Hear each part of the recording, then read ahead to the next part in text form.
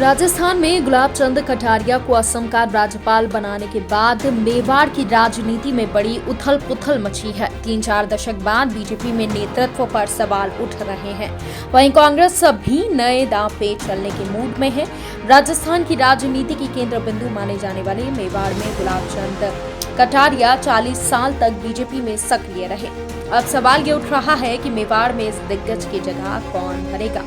वहीं महाराणा प्रताप के वंशज लक्ष्यराज सिंह मेवाड़ अपने लिए सियासी भविष्य को तलाशने में जुटे हैं। बीजेपी नेताओं से उनकी मुलाकात के कई मायने निकाले जा रहे हैं। पिछले कुछ महीनों में यूपी के मुख्यमंत्री योगी आदित्यनाथ और बीजेपी प्रदेश अध्यक्ष सतीश पूनिया से भी मुलाकात कर चुके हैं।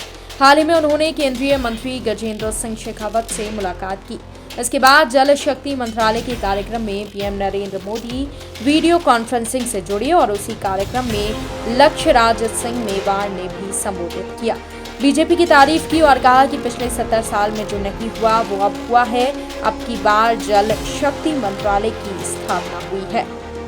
ऐसे में उनकी गतिविधियों पर नजर डालें तो पिछले कुछ सालों से सोशल मीडिया पर काफी एक्टिव हैं, लाखों फॉलोअर्स हैं। सामाजिक कार्यक्रमों में भी लक्ष्यराज सिंह नजर आते हैं। लक्ष्यराज सिंह के नाम 7 Guinness book of world record भी है। जबकि बीजेपी के लिहाज से देखें तो बात सिर्फ उदयपुर शहर की सीट या विधानसभा दावेदारी की नहीं है, बल्कि क्षेत्र की 28 सीटों की है, क्योंकि कटारिया का प्रभाव उदयपुर के साथ साथ बांसवाड़ा, डूंगरपुर, प्रतापगढ़ जैसे आदिवासी इलाकों में भी है।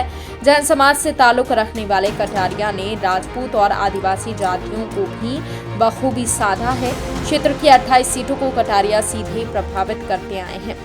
ऐसे में मेवाड़ के पूर्व राजघराने के सदस्य के बूते बीजेपी न सिर्फ उदयपुर जीतना चाहेगी, बल्कि पूरे क्षेत्र में वर्चस्व कायम रखना चाहेगी। इधर कांग्रेस अपना पावर सेंटर तलाशने में जुटी है। सीएम अशोक गहलोत इसी साल जब 7 जनवरी को विधायक प्रीति शक्तावत के घर पहुंचे तो ये पूरे मेवाड़ में चर्चा का विषय बना रहा।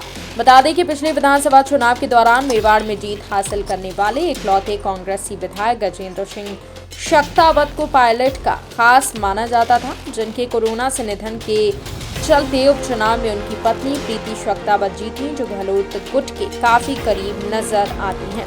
कांग्रेस मेवाड़ में अपने देश को पुराने इतिहास को भी दोहराना चाहती है, क्योंकि कांग्रेस के लिए सिरदर्द उदयपुर शहर की ये सीट कभी कांग्रेस का गढ़ रही है।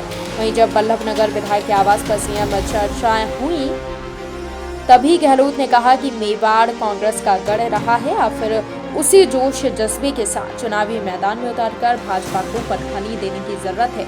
आप जो मांगोगे मैं वो सौगात में दूंगा।